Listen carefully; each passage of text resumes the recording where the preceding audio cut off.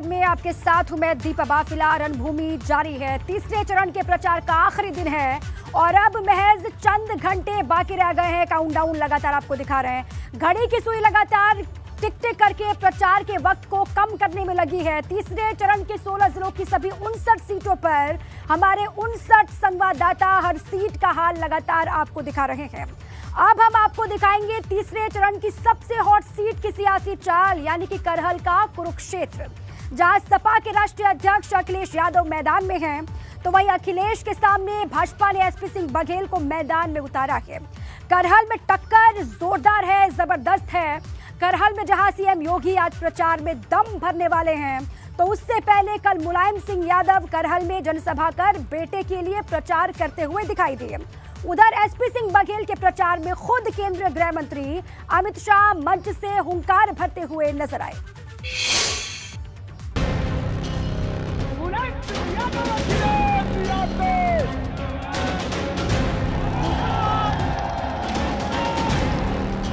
करहल की लड़ाई न देखी तो समझो यूपी चुनाव के रोमांच से रूबरू ही न हो। उसका नाम मुलायम है।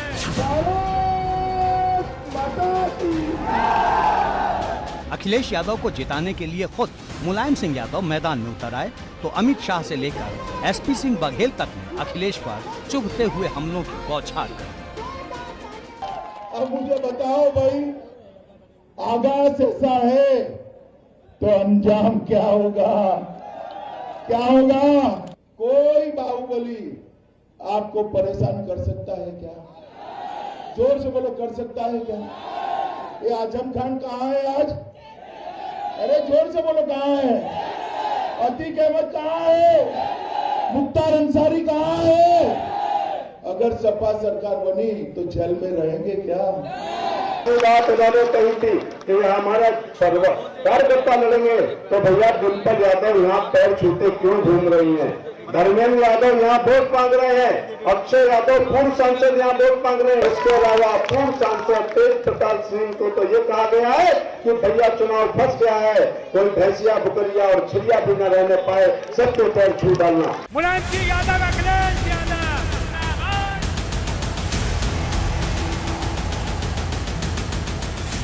अखिलेश यादव ने भी इन हमलों पर जमकर पलटवार किया, गिन गिन कर चुभते हुए तंज किए। अपने समर्थकों से कहा, भाजपा की साजिश से सावधान रहना और सिर्फ अपने वोट दे देना। सिर्फ इतना ही कर दो तो यूपी विधानसभा चुनाव की सबसे बड़ी जीत अपने नाम दर्ज हो जाएगी। जैसे ही पता लगा कि नेताजी यहाँ आने वाले हैं, वो अपना हेलीकॉप्टर लेकर के उड़ गए। ये जोश और उत्साह बता रहा है कि इस बार भारतीय जनता पार्टी के बूथों पर इस बार ये जो उत्साह और जोश बता रहा है कि भारतीय जनता पार्टी के बूथ पर भूत नाचेंगे। अगर आप वोट डाल दोगे, केवल आप वोट डाल दोगे, तो उत्तर प्रदेश की सबसे बड़ी जीत करहल की जनता समाजवादी पार्टी को दिलाएगी। आज हर वर्ग आपके साथ है। अखिलेश के हर हमले पर एसपी सिंह बघेल ने जमकर पलटवार किया। सपा अध्यक्ष अखिलेश यादव को करहल में आर पार की चुनौती देने उतरे बघेल ने कहा कि करहल सपा का ऐसा दुर्ग नहीं जिसे ढहा न जा सके। गृह मंत्री ने एक बड़ी जिम्मेदारी सौंपी। उन्होंने कहा कि 300 प्लस के मुख्य हीरो, सुपर हीरो आप ही हैं, आपको जिता दे तो सारा मामला क्लियर है। निश्चित तौर से ये चुनाव हो रहा है पूरे उत्तर प्रदेश में योगी जी और मोदी जी की जन कल्याणकारी योजनाओं को लाभार्थी को लेकर के, और दूसरी तरफ 12 से 17 के मंजर लोगों को पता है कि कोई प्लॉट सुरक्षित नहीं होता था करहल में, मकान, बेटी, बहू, भैंस तक सुरक्षित नहीं होती थी। अगर गांव में भैंस को रखाते थे तो ट्यूबवेल की मोटर चोरी हो जाती थी, और ट्यूबवेल रखाते थे खेत में तो घर से भैंस चोरी हो जाती थी। तो उनका सही कहना है कि समाजवादी पार्टी यहीं सैफई में रहती है। उनके राष्ट्रीय अध्यक्ष अगर यहाँ आ गए हैं, उनको हरा करके अपने आप काम आधा हो जाएगा। फिरोजाबाद में उनकी धर्मपत्नी डिम्पल यादव क्यों हारी? राज बब्बर के बस्ते नहीं लगे थे, लेकिन राज बब्बर जीत गए थे। जिस कांग्रेस को 5000 वोट 2 महीने पहले मिले थे, वो 3 लाख से पहुंचे, और डिम्पल जी 1 लाख वोटों से वो चुनाव हारी। दूसरी बात है, ऐसे ही धर्मेंद्र जी कहते होंगे बदायूं में बस्ते नहीं लगेंगे, बूथ पर भूत नहीं आएगा, मेरी भतीजी संघमित्रा मौर्य ने बदायूं का किला तोड़ा। अखिलेश यादव ने जब सीएम बनने के बाद एमपी से इस्तीफा दिया, कन्नौज में बाई इलेक्शन हुआ, डिम्पल यादव निर्विरोध हुई और वोट की चोट देखिएगा। और डेमोक्रेसी की खूबसूरती भी कहूँगा कि इसके बाद जो वो अर्श पे पहुंची थी 2019 में सुब्रतो पाठक से हार के फर्श पे आ गई। करहल में 20 फरवरी को वोटिंग है। ऐसे में सपा और भाजपा ने अपनी पूरी ताकत झोंक दी है। एक की कोशिश जीत के इतिहास को दोहराने की है तो दूसरे की कोशिश इतिहास को नया मोड़ देने की। एबीपी गंगा के लिए करहल से नितिन उपाध्याय के साथ अवधेश मिश्रा की रिपोर्ट। चलिए अब आपको दिखाते हैं करहल के कुरुक्षेत्र में कूदे भाजपा प्रत्याशी एसपी सिंह बघेल की क्या है चुनाव की तैयारी और अखिलेश यादव से सामना करने का उनका पूरा प्लान क्या है, जानिए।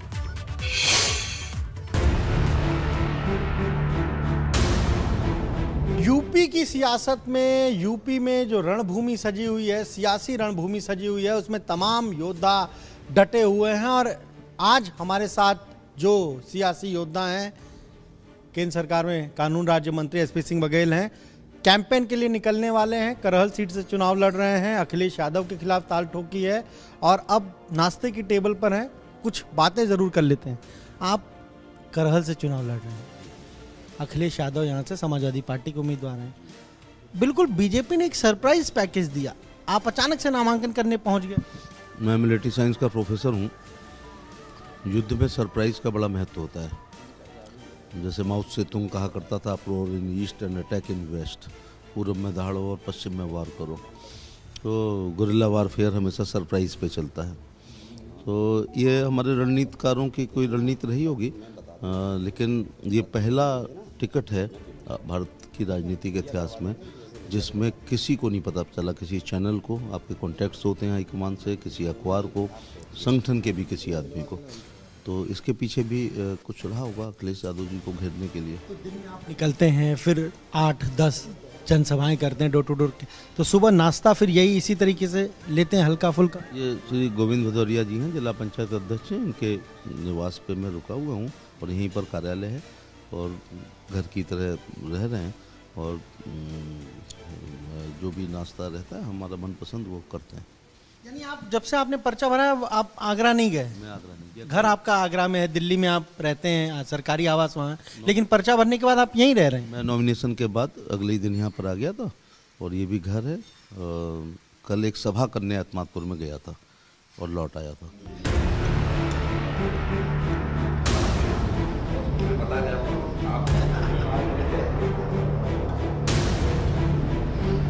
आपकी स्टाइल है हमेशा से, इसके लिए आप जाने भी जाते हैं। पूरा दिन हम आपके साथ रहेंगे, बहुत सारे सवाल हैं, उनके जवाब जानेंगे। फिलहाल अभी नाश्ते की टेबल पर है, पर आज हम पूरा दिन एसपी सिंह बघेल जो केंद्र सरकार में मंत्री हैं, करहल से अखिलेश यादव के खिलाफ चुनाव लड़ रहे हैं और अब थोड़ी देर में वो कैंपेन के लिए निकलने वाले हैं। तो हम आज आपको पूरे दिन दिखाएंगे कि किस तरीके से इस सियासी रणभूमि में एसपी सिंह बघेल ने अपने सियासी जो बिसात है उसे बिछाई है।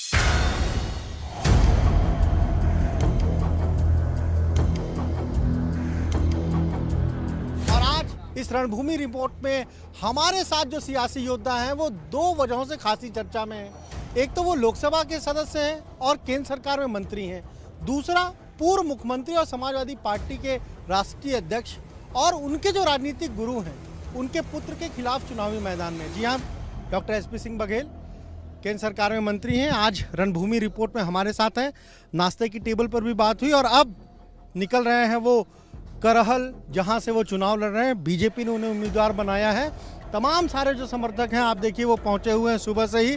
बारिश का मौसम है, ठंड ज़्यादा है, लेकिन सियासी तपिश बहुत बड़ी हुई है। थोड़ी और कसर बाकी है, आंधी आने में लगे हुए हैं लोग सुबह से हवा बनाने में। चलिए सर, आज पूरा दिन हवा बन गई है? जी बन गई है। पूरा दिन आपके साथ बिताएंगे। आइए चलिए, आज हम दिखाएंगे कहाँ वो चुनाव प्रचार के लिए जा रहे हैं, किस तरह से वो चुनाव प्रचार में शामिल हो रहे हैं। चलिए आइए सर, ये सवाल मैं आपसे पूछना चाहूँगा। आप तो लोकसभा जीते, 17 में विधायक बने, 19 में फिर लोकसभा लड़े, फिर अब 22 में आप फिर विधानसभा लड़ने आ रहे हैं, केंद्र में आप मंत्री हैं, तो चुनाव लड़ने, बार बार चुनाव लड़ना आपको अच्छा लगता है क्या? ईश्वर का, अपने माता पिता का और सभी पार्टी जहां रहा हूं उनके हाईकमान का आभार प्रकट करना चाहूँगा कि मुझे कभी अपनी पसंदीदा सीट पर चुनाव लड़ने का अवसर नहीं मिला। अच्छा, जब आगरा, हमारे मंडल में आगरा, एटा, फिरोजाबाद, हाथरस, मथुरा, अलीगढ़, मैनपुरी लोकसभाएं हैं। मुझे जब श्री मुलायम सिंह जी ने जलेसर लड़ाया तो सिटिंग बीजेपी के वहाँ थे निडर साहब, उसके पहले सुरेशानंद जी, और इन 6 विधान, नाम लेना इंटरव्यू लंबा हो जाएगा। आगरा में रावत जी, अलीगढ़ में शीला गौतम, फिरोजाबाद में प्रभुदयाल कठरिया जी, हाथरस में दिलेर साहब, और मथुरा में तेजवीर सिंह बीजेपी के 3-3 बार होते थे, 5-5 बार भी हुए। उन्हीं दिनों में समाजवादी पार्टी से जीता करता था। अब क्या हुआ कि 3 बार जीतने के बाद चौथी बार में हमारी परसीमन ने ख़त्म कर दिया आयोग ने। मैंने फिरोजाबाद मांगी तो नेताजी ने अखिलेश जी को उतारा, जो ऑलरेडी कन्नौज से थे और कन्नौज लड़ भी रहे थे। मैंने कहा मैं बाई इलेक्शन लड़ लूँगा, तो उन्होंने कहा कि फिर डिम्पल लड़ेंगी। तो देखो अब भेड़ तो नहीं चलाऊँगा, ये बात तो बिल्कुल पक्की है। तो मैं अखिलेश जी से लड़ा, फिर कहा गया हाईकमान ने डिम्पल जी से लड़ो, उनसे लड़ा। फिर मैं राज्यसभा में गया तो मेरे को बीजेपी ने कहा कि आप छोड़ दो राज्यसभा, और कोई नहीं छोड़ता है। बिल्कुल 3 साल की राज्यसभा छोड़ सकते हैं सॉफ्ट सीट के लिए, अगर लखनऊ मिले, कानपुर मिले। तो मेरे को फिरोजाबाद जैसे उनके गढ़ में लड़ाया गया और मैं हार गया। लेकिन तुरंत फिर मुझे कहा गया टूंडला विधानसभा, जो 16 बार बीजेपी हार चुकी है, आप लड़ो, क्योंकि 1 वोट से भी यूपी की सरकार बस रह सकती है। लड़ा, 56,000 से जीता। एक दिन फ़ोन आया आपको शपथ लेनी है, शपथ ले ली। एक दिन फिर फ़ोन आया आपको सपा बसपा गठबंधन हो गया, आगरा बड़ा कठिन हो गई है, आगरा लोकसभा लड़ो, लड़ा। फिर एक दिन फ़ोन आया मोदी जी की सरकार में कल शपथ लेनी है, ले ली।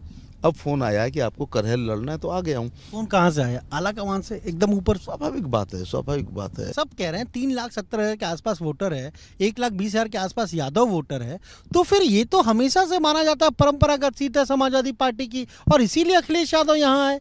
फिर आपको जब के आला कमान ने फैसला सुना तो आपने कुछ कहा नहीं कि भाई ये तो बहुत टफ सीट है? नहीं, ये टफ, इम्पॉसिबल, असंभव शब्द मेरी डिक्शनरी में नहीं है। मैं कोई पहली बार लड़ रहा हूँ इनसे। मैं इस धरती का पॉलिटिकल लोगों में से पहला, भगवान ने ये शोहरत दी है कि मैं कोई भी सेपी परिवार से 4 चुनाव नहीं लड़ा है। मैं अखिलेश यादव जी से लड़ा, फिर डिम्पल से लड़ा, फिर अक्षय से लड़ा, और अब अखिलेश जी से दोबारा लड़ रहा हूँ। अगर वो दुश्मनी मानते हैं, वो तो रिन्यूअल हो गया लाइसेंस फिर दुश्मनी का। मैं नहीं मानता, पार्टी ने भेजा है, मैं यहाँ पर लड़ने के लिए आया हूँ। लेकिन वोट की चोट को इंदिरा गांधी जी भी नहीं झेल पाई थी रायबरेली में, आपके जन्म से पहले। लेकिन इतना पुराना उदाहरण नहीं देते हैं। उनके नाती श्री राहुल गांधी, अभी स्मृति ईरानी जी ने उनको अमेठी का गढ़ गिराया है। एक सवाल हम आपसे ये जानना चाहेंगे, मुलायम सिंह यादव मुख्यमंत्री थे, आप पीएसओ थे, वही आपको राजनीति मिला है, आपके राजनीतिक गुरु आप कहते हैं कि वही हैं। फिर उन्हीं के पुत्र के खिलाफ आप बार बार चुनाव लड़ते हैं, बार बार आप दाव आजमाते हैं, कम से कम उनको तो छोड़ सकते हैं। गीता में यही बताया गया है, ठीक है। अर्जुन को भी ऐसे ही एक भ्रम हुआ था, तो भगवान ने उनको दिखाया था कि क्या यथार्थ है। तो मैं नेताजी के सामने नहीं लड़ रहा हूँ, तो उनका बेटा कोई हमसे बड़ा थोड़े ना। जीत का सर्टिफिकेट जनता के पास है, और भी आपको दिखाएंगे कि जनता क्या कह रही है। चलिए हम पहुंच भी रहे हैं, अगर आपको दिखाएं तो ये हमें लगता है कि कोई बाजार है जहां हम पहुंचे हैं, और बारिश हो रही है आज मैनपुरी करहल में, और लेकिन सियासी तापमान बहुत बड़ा हुआ है। आप टुंडला आप जीते, आप कह रहे हैं कि 16 बार लगातार बीजेपी हारी, और जब आप लड़े तो जीत गए 56,000 से आप जीत गए। तो ये आप कह सकते थे कि ठीक है हम फिर से टुंडला लड़ सकते हैं? मैंने बताया ना कि पार्टी का दोनों उद्देश्य है कि मुझे इस काबिल समझा गया कि मैं इनको घेरूं और जीतूं। तो घेर तो दिया था शुरू के 2 दिन में, ठंड में तापते हुए अघाने पैर। इस समय पूरे मैनपुरी जिले में अन्य विधानसभाओं में भी करहल की चर्चा हो रही है, और 20 साल बाद भी ठंड में उत्तर प्रदेश में हो रही करहल की हो रही है। और मेरे यहाँ नॉमिनेशन करने से बाकी 3 सीटें जीत गई हैं। अच्छा, हाँ, वो गाँव और हाँ, और आसपास 50 सीटों पर। चलिए ये बातचीत हम जारी रखेंगे एसपी सिंह बघेल के साथ, और करहल का आज दिन भर का मूड भी जानेंगे, और किस तरीके से जनसभाओं में जा रहे हैं, डोर टू डोर कैंपेन कर रहे हैं, ये भी आपको दिखाएंगे। और अब हम पहुंचने वाले भी हैं, तो वहां के भी क्या कुछ वहां माहौल है ये भी आपको दिखाएंगे।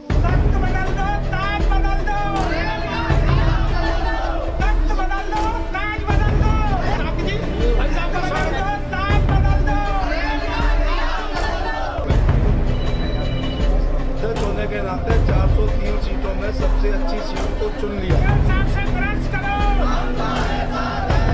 करहल की लड़ाई इस बार दिलचस्प होने वाली है, क्योंकि अखिलेश यादव पहली बार चुनाव लड़ने के लिए अपने गढ़ में, अपने क्षेत्र में करहल ही पहुंचे हैं। लेकिन बीजेपी ने भी ऐसी बिसात बिछाई है कि मुकाबला बहुत कड़ा नजर आ रहा है।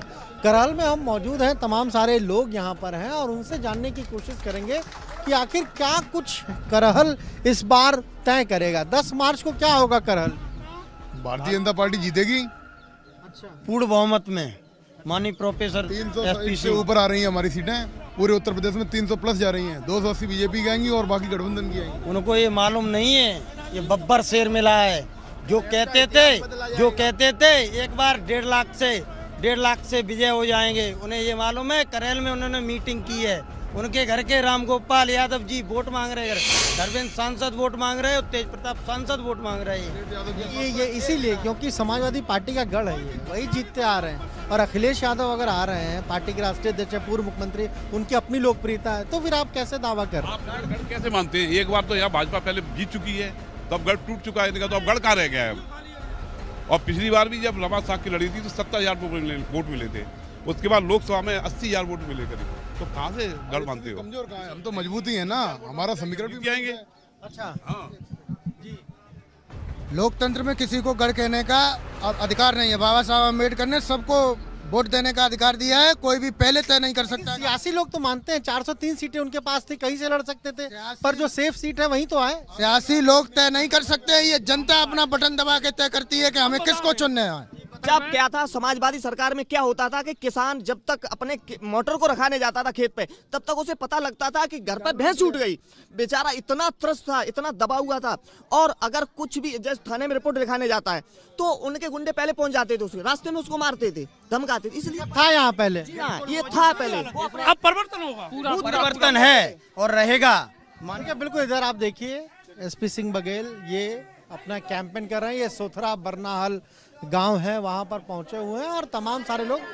बारिश बहुत हो रही है, लेकिन उसके बावजूद भी यहाँ पर लोग जुटे हुए हैं। कुछ लोगों से भी हमने बात की और वो भी यही कह रहे हैं कि इस बार बदलाव के लिए करहल तैयार है।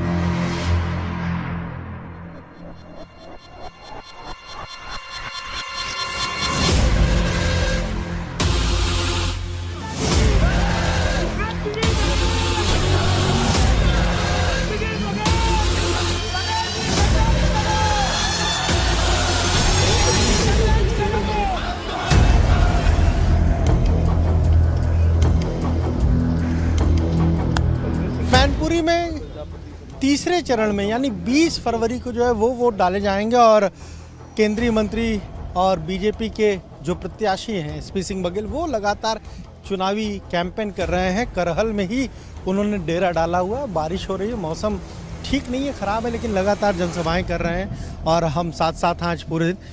बघेल जी, 2-3 चीज़ें ज़रूर पूछूंगा जो भी आपकी सभाओं में देखा। एक तो लोग नारे लगा रहे हैं कि अश्वमेध का घोड़ा है, मोदी जी ने छोड़ा है।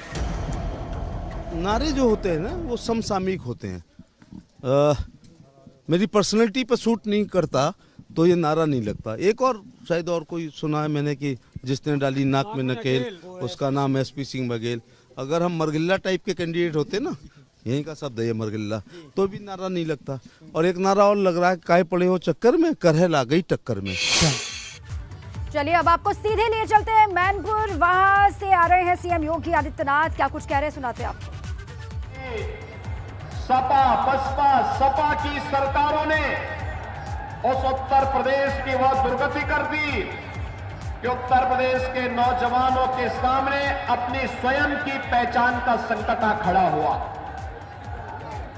2017 के पहले यही चलता था, अराजकता चरम पर थी। हर तीसरे दिन एक दंगा होता था, दंगा के बाद कर्फ्यू, महीनों तक कर्फ्यू, महीनों तक कर्फ्यू। न बेटी सुरक्षित थी, न महिलाएं सुरक्षित थी, न व्यापारी सुरक्षित था। और भाइयों बहनों, उस असुरक्षा के माहौल में उत्तर प्रदेश में पलायन होता था। आज जब 2017 में आपने भारतीय जनता पार्टी को अपना आशीर्वाद दिया और अपना आशीर्वाद देने के बाद 5 साल के बाद जब फिर से हम चुनाव में आए हैं तो आज मैं आपको अपना रिपोर्ट कार्ड प्रस्तुत करने भी आया हूं। आपने देखा होगा 5 साल में आपकी भावनाओं के अनुरूप उत्तर प्रदेश आपके सामने है। आज उत्तर प्रदेश में दंगा नहीं होता। दंगाई अगर कहीं दंगा करता है तो उसके पोस्टर अगले दिन चौराहे पर लग जाते हैं कि ये घोषित दंगाई है। और तीसरे दिन उसके घर में नोटिस पहुंच जाती है कि इसने इतनी संपत्ति का नुकसान किया है, इस संपत्ति की अब भरपाई भी ये कर ले। जब तक अपराधी के मन में भय नहीं होगा, भाइयों बहनों, व्यवस्था को आप अच्छे ढंग से आगे नहीं बढ़ा सकते। और बिना भेदभाव के इन पेशेवर दंगाइयों और अपराधियों को, इन बमबाजों को जो बम चला करके राजजनों को राजनी करवाते थे, बेटी और बहनों की सुरक्षा पे सेंध लगाते थे, व्यापारियों की सुरक्षा पर सेंध लगाते थे, उनके लिए सरकार का बहुत स्पष्ट संदेश था कि अपराध करोगे तो उसकी भुगतान भी करोगे। और भाइयों बहनों, अपराध और अपराधियों के प्रति जीरो टॉलरेंस की नीति का परिणाम है आज उत्तर प्रदेश में दंगा नहीं होता, कर्फ्यू नहीं लगता, बमबाजी नहीं होती। आज तो उत्तर प्रदेश में कांवड़ यात्रा शानदार तरीके से निकल रही है और कांवड़ यात्रा में हर हर बम बम के नारे लगते हैं। ये है नया उत्तर प्रदेश, यही है नया उत्तर प्रदेश। हम लोगों ने भाइयों बहनों जो कहा सो करके दिखाया। ये बड़े बड़े पेशेवर अपराधी और माफिया जो पहले सत्ता का संचालन करते थे, गरीबों का, व्यापारियों का, बहन बेटियों का जीना हराम कर देते थे, आज आप देख रहे होंगे ये सभी जेल के अंदर हैं और जान की भीख मांगने के लिए मजबूर हैं। आज आप देखते होंगे इनको गिड़गिड़ाते हुए। और मैं फिर आया हूं आपसे कहने के लिए, भाइयों बहनों, मैं तो आपको यही आश्वासन देने के लिए आया हूं। एक बात बताऊं मैं, और वह बात है, समाजवादी पार्टी के वरिष्ठ नेता मुझसे कहे कि अब चुनाव के दौरान तो बुलडोजर नहीं चलेगा। मैंने कहा चिंता मत करो, कभी कभी उस बुलडोजर को रेस्ट भी चाहिए होता है। तो चुनाव के दौरान मैंने पूरे प्रदेश के बुलडोजर को मरम्मत के लिए भेजा हुआ है। तो लोगों ने कहा क्या करेंगे इसके बाद? मैंने कहा उसका असली काम तो 4.5 वर्ष तक जो लोग अपने बिलों के अंदर छुपे हुए थे और चुनाव की घोषणा के बाद जब बिलों से आके रेंगने लग गए हैं, अब ये चिन्हित हो गए हैं। 10 मार्च के बाद फिर बुलडोजर का काम जब प्रारंभ होगा तब के लिए हम मरम्मत करवा रहे हैं, चिंता मत करो। अभी भाइयों बहनों, आज उत्तर प्रदेश विकास के पथ पर अग्रसर है। विकास, उत्तर प्रदेश का विकास एक ऐसे उत्तर प्रदेश के निर्माण की ओर हम उत्तर प्रदेश को लेकर के जा रहे हैं। भाइयों बहनों, जहां पर उत्तर प्रदेश के नौजवानों को नौकरी और रोजगार के लिए कहीं भटकना न पड़े। याद करिए, ये वही उत्तर प्रदेश है जहां नौकरी लगती थी और उत्तर प्रदेश की हर नौकरी विवादित हो जाती थी, न्यायालय को स्टे देना पड़ता था, हमारे नौजवानों के भविष्य के साथ खिलवाड़ होता था।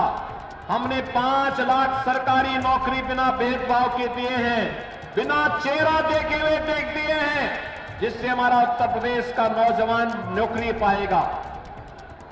भाइयों बहनों, सुरक्षा का अच्छा वातावरण का परिणाम है आज उत्तर प्रदेश में निवेश होता है।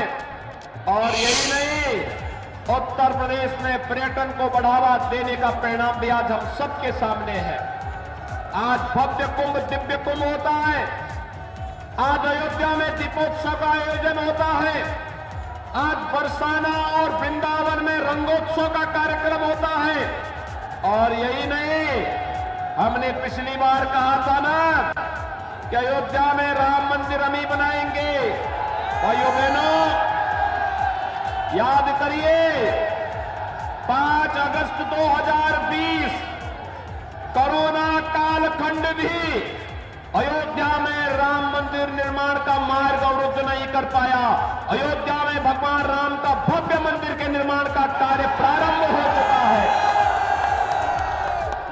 हर भारतवासी के लिए इससे बढ़कर के गौरव की बात क्या हो सकती है कि प्रभु राम 500 वर्षों के बाद फिर से प्रभु राम का भव्य मंदिर के निर्माण का कार्य प्रारंभ हो गया है। भारतीय जनता पार्टी जो कहती है सो करके दिखाती है। हमने जो कहा सो करके दिखाया है। और इसलिए भाइयों बहनों, आज मैं आपके पास एक बार फिर से आया हूं। याद करिए क्या नियति होती है, पिछली सरकारें क्या करती थी। याद करिए समाजवादी पार्टी की सरकार 2012 में आई और सबसे पहला काम क्या किया था, आतंकवादियों के मुकदमों को वापस लेने का किया था। आतंकवादियों के मुकदमों को, उनकी संवेदना गांव के विकास के लिए नहीं थी, अन्नदाता किसानों के प्रति नहीं थी, हमारे नौजवानों के रोजगार के लिए नहीं थी, बेटी और बहनों की सुरक्षा के लिए नहीं थी, और भाइयों बहनों समाज के और प्रदेश के विकास के लिए नहीं थी। समाजवादी पार्टी की संवेदना तो अयोध्या में राम जन्मभूमि पर आतंकी हमला करने वाले, काशी में संकट मोचन मंदिर पर आतंकी हमला करने वाले, अयोध्या, लखनऊ और वाराणसी की कचहरियों पर आतंकी हमला करने वाले, रामपुर पर आतंकी हमला करने वाले आतंकवादियों के प्रति उनकी संवेदना थी। लेकिन याद करिए, जब भारतीय जनता पार्टी की सरकार बनाने के लिए आपने आशीर्वाद दिया था तो भाइयों बहनों उस समय आपने देखा होगा सरकार बनते ही हमने पहला निर्णय लिया 86 लाख किसानों का 36,000 करोड़ रुपए का कर्ज माफी का पहला निर्णय।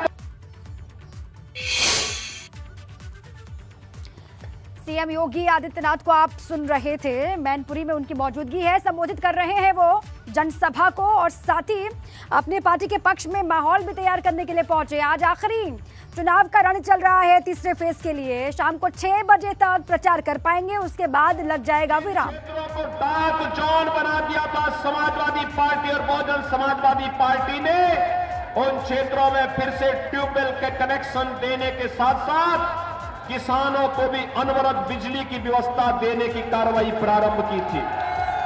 भाइयों बहनों, आज मैं आपके पास आया हूं आपसे कहने के लिए, कोरोना कालखंड में आपने देखा होगा, क्या कोरोना में समाजवादी पार्टी के राष्ट्रीय अध्यक्ष या उनके नेता आपका हालचाल लेने के लिए आए थे क्या? बहुजन समाजवादी पार्टी के, कांग्रेस के भाई बहन आएंगे लोग, क्योंकि इन लोगों से संवेदना की उम्मीद ही नहीं की जा सकती है।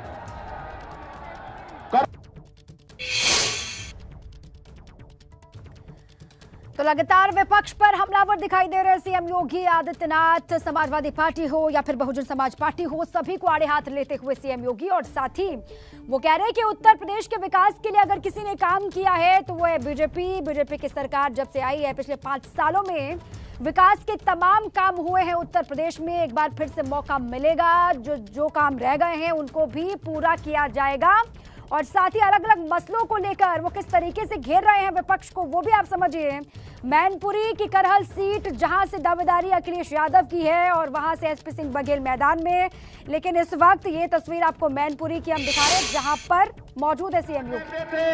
कि ये मोदी वैक्सीन है, ये बीजेपी वैक्सीन है। आज भाइयों बहनों इनको बताइए, ये मोदी वैक्सीन और भाजपा वैक्सीन से ही हमारी जान बची है तो वोट भी भाजपा को ही जाएगा।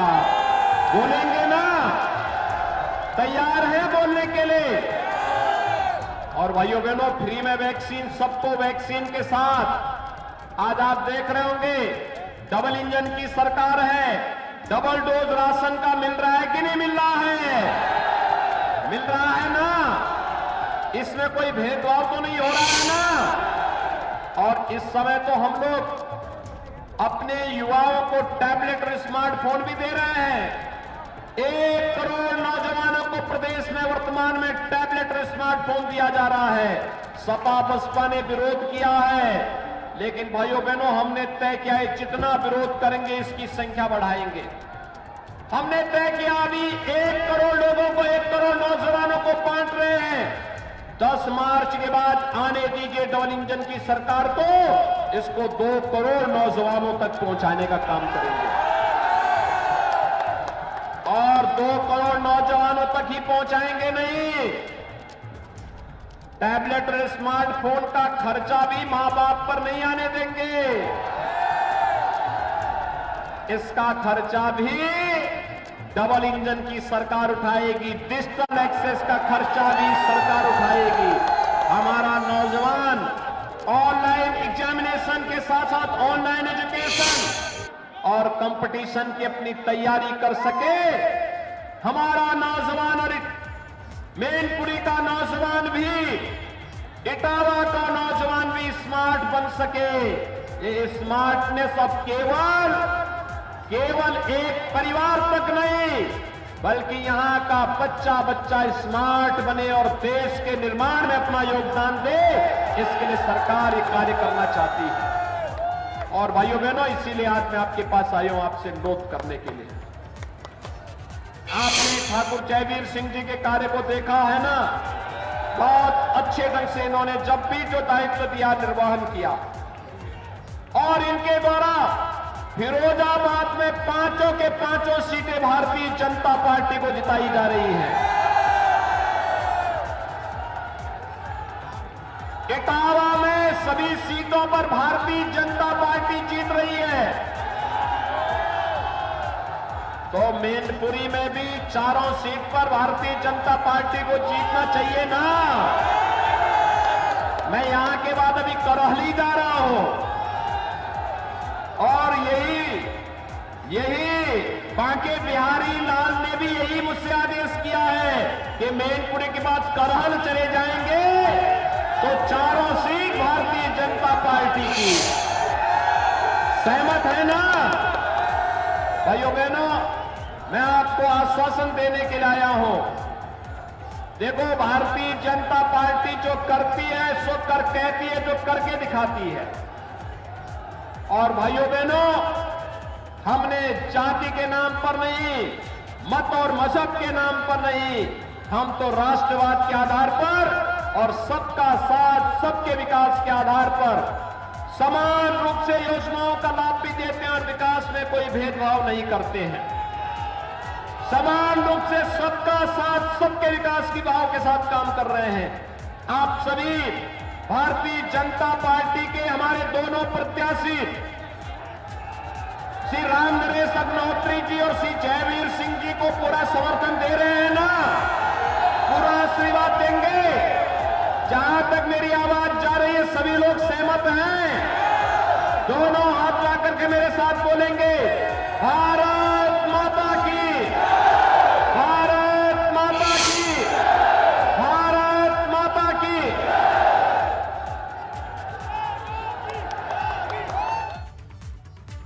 सीएम योगी आदित्यनाथ ने अभी अपना संबोधन पूरा किया मैनपुरी में और फिर से एक बार उन्होंने इस क्षेत्र के युवाओं को टैबलेट देने का अपना जो वादा था उसको दोहराया और बताया कि इन्हें भी स्मार्ट होने की आवश्यकता है। सिर्फ एक परिवार के लोगों को स्मार्ट होने की आवश्यकता नहीं है, इस क्षेत्र के लोगों को स्मार्ट होने की, युवाओं को स्मार्ट होने की जरूरत है। मैनपुरी के युवाओं को स्मार्ट होने की जरूरत है। यह बयान था मुख्यमंत्री योगी आदित्यनाथ का मैनपुरी में। अभी उनका संबोधन समाप्त हुआ वहां।